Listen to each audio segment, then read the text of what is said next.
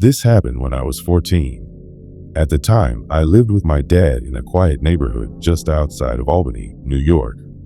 It was one of those peaceful places where everyone knew each other by name, where neighbors waved from their porches, and where nothing ever really happened.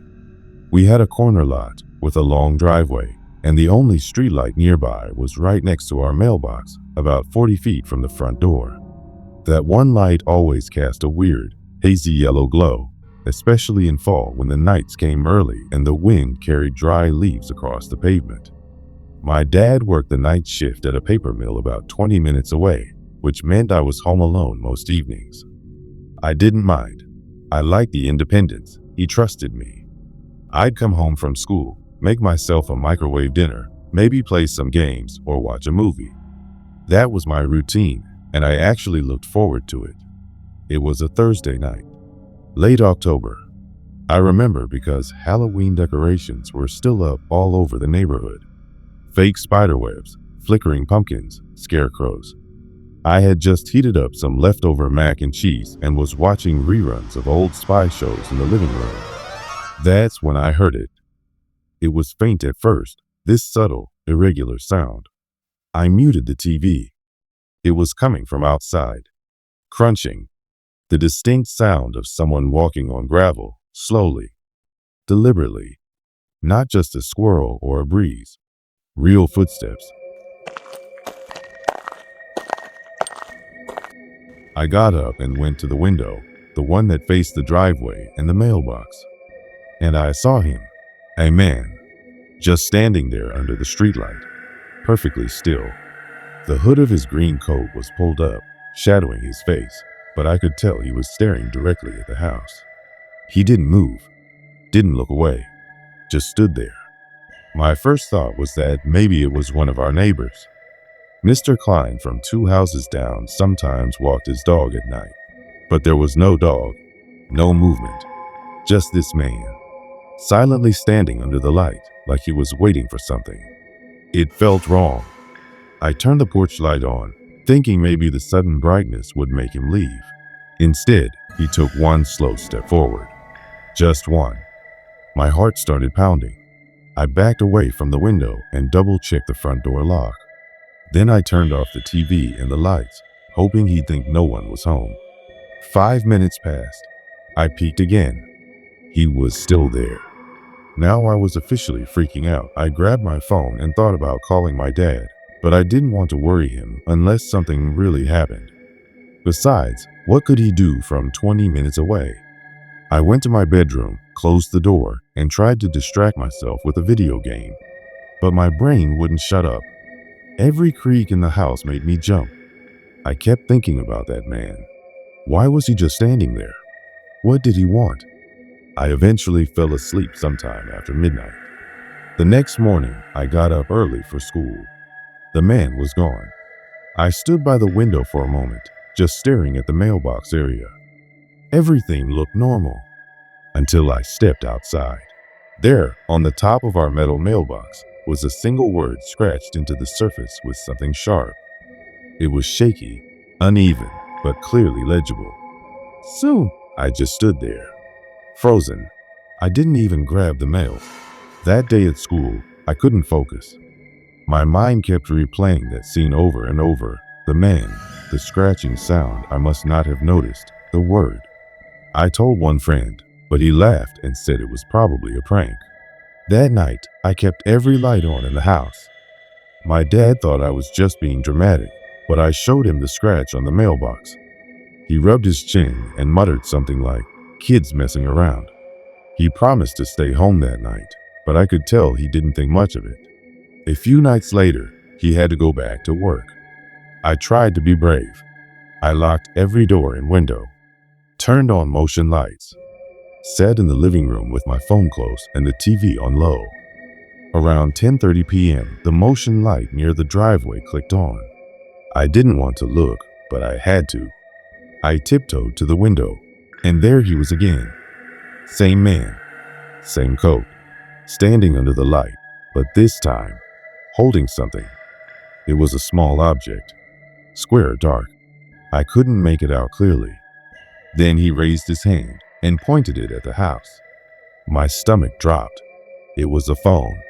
He was filming. That's when I ran. I grabbed my phone, locked myself in the bathroom, and called my dad. This time, I didn't care about sounding paranoid. He rushed home early, but by the time he got there, the man was gone. We filed a report with the police, but there was little they could do. The camera footage from a nearby neighbor was too grainy. Just a shadowy figure. No license plate, no face. That night changed me. I never felt truly safe in that house again. We replaced the mailbox, installed security cameras, and got a new deadbolt on the door. My dad even bought a dog a few weeks later, a golden retriever we named Rusty. But sometimes, when I stand by that window, I swear I can still feel someone watching from the shadows of the streetlight. And even now, years later, I wonder what would have happened if I had opened the door.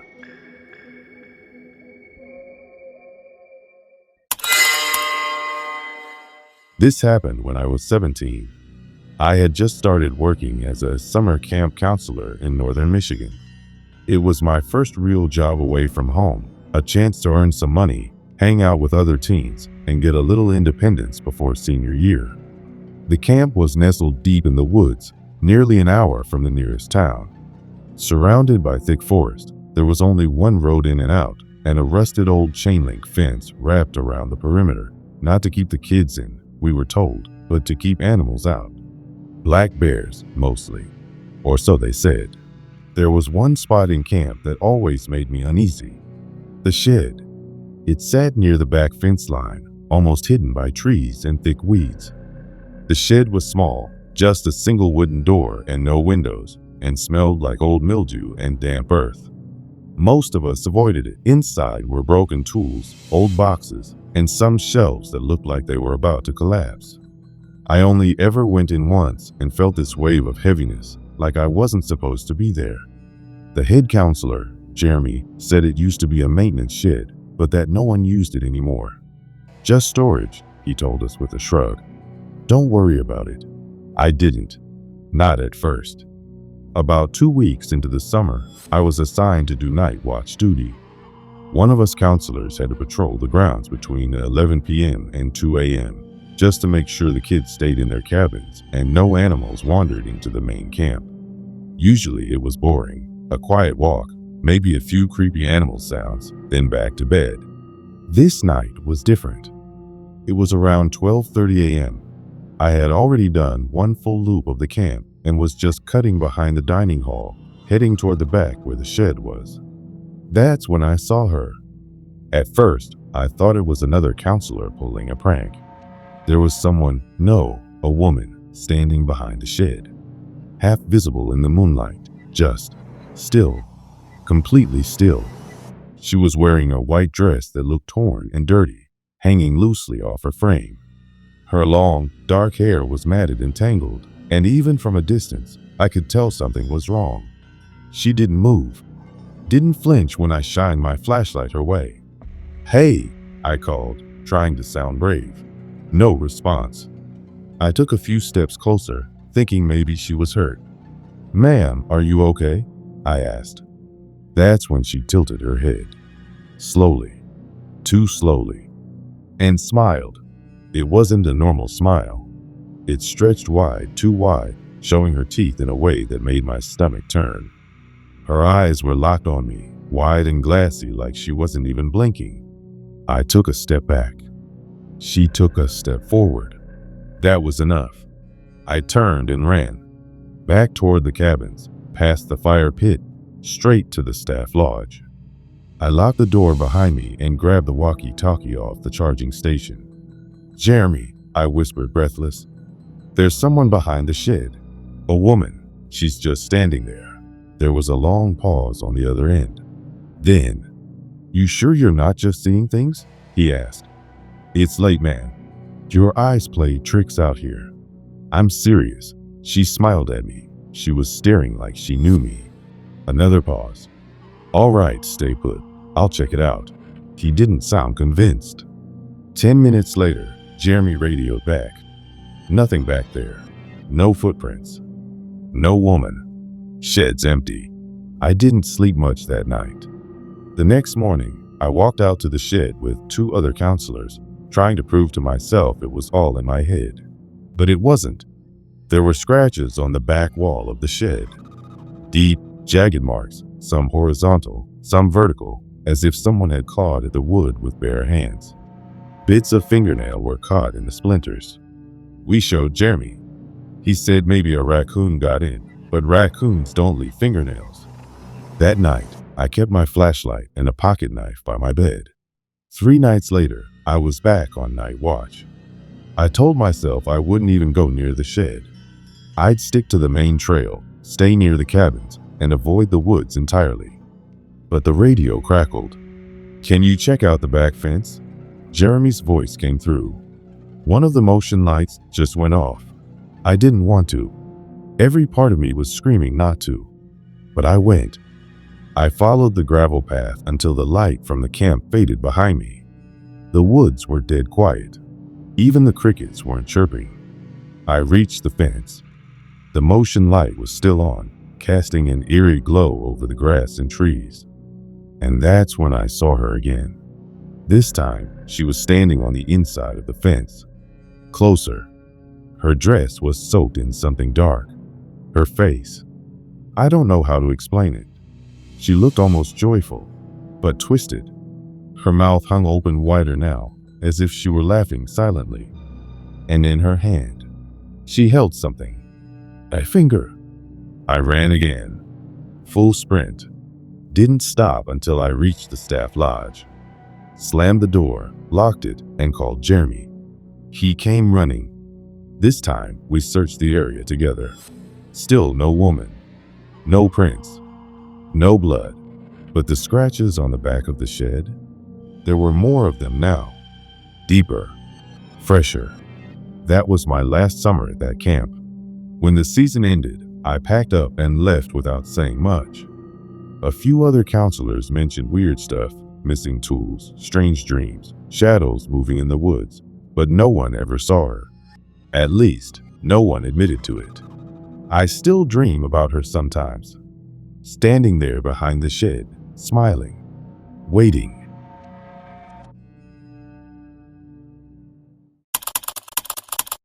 It was spring break of 2022, March. I was in my second year of college, and me and 5 close friends decided to rent a cabin for a few days to get away from school, responsibilities, and Wi-Fi. We didn't want anything fancy, just something quiet, cheap, and remote where we could drink, play music, and goof off.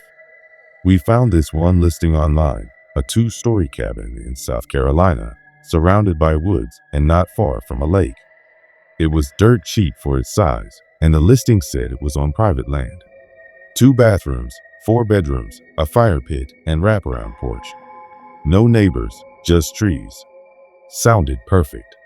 The guy who rented it to us sounded a little awed over the phone. Thick accent, almost too calm. When we asked about the nearest grocery store, he didn't answer. Just said, "Don't go wandering too deep into the woods. Old stuff out there." Well, snakes, you don't want to get turned around.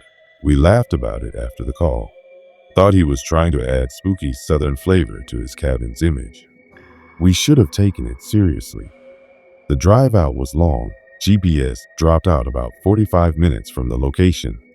We had to rely on screenshots of the map and a few scribbled directions. The last stretch of road was basically a dirt path, barely wide enough for one car, hemmed in by trees that seemed to close in the deeper we drove. When we finally reached the cabin, all of us went quiet.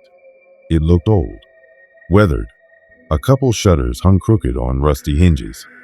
Moss had grown up one side of the building. The porch boards creaked just walking on them.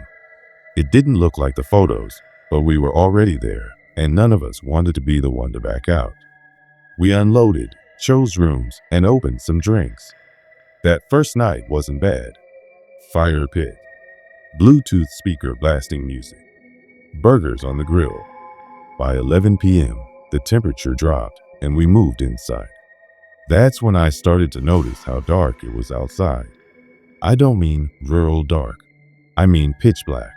The kind of dark where even the porch light barely lit up more than a few feet. No crickets, no wind, just a suffocating stillness pressing in from every side. Still, we laughed it off and stayed up playing cards and drinking until around 2 a.m. My room was on the ground floor, next to the kitchen. Nothing fancy, just a bed and a small window that looked out into the woods. At around 4:15 a.m., I woke up. No sound, no dream, just awake. My heart was racing for no reason. I lay there for a minute trying to calm down. Then I heard it. Tap, tap, tap. At first I thought it was the heater ticking, but it wasn't mechanical. It was irregular, deliberate. I turned my head toward the window, and there he was. A man, pressed right up against the glass, skin pale, eyes wide, mouth slightly open like he was breathing through it. He wasn't blinking. He wasn't moving, just staring. And he was tapping, one finger, over and over, light but steady. Tap, tap, tap. I couldn't move. My limbs were frozen. All I could do was whisper, Matt, the name of my buddy who was sleeping on the couch outside my room. No answer. Matt, I whispered again, louder this time. He stirred, groggy, and came to the doorway. I just pointed. He looked toward the window and dropped the glass he was holding. By the time he turned the porch light on and flung the front door open, the man was gone. No footsteps, no sound, just empty woods. Everyone else got up. Jess, one of the girls, was shaking. Tyler tried to say it was just a prank. Chris said maybe it was a hunter who got lost. But I knew he wasn't lost. That man had been watching me. We blocked the front door with a chair, pushed the couch in front of the big living room window, and decided to sleep in shifts. Nothing else happened that night. But the next morning, we found bare footprints, human ones, circling the entire cabin. Every window, even the tiny one above the upstairs bathroom. We should have left, but we didn't. That second night started the same. Drinks, music, fire pit, but something was different. No one was really laughing. Jess didn't drink at all. Chris wore his hunting knife. Every so often, someone would glance nervously at the tree line. We went inside early, locked every door, double-checked every window. Around 3:30 a.m., Matt got up to get water. He froze in the hallway and called my name.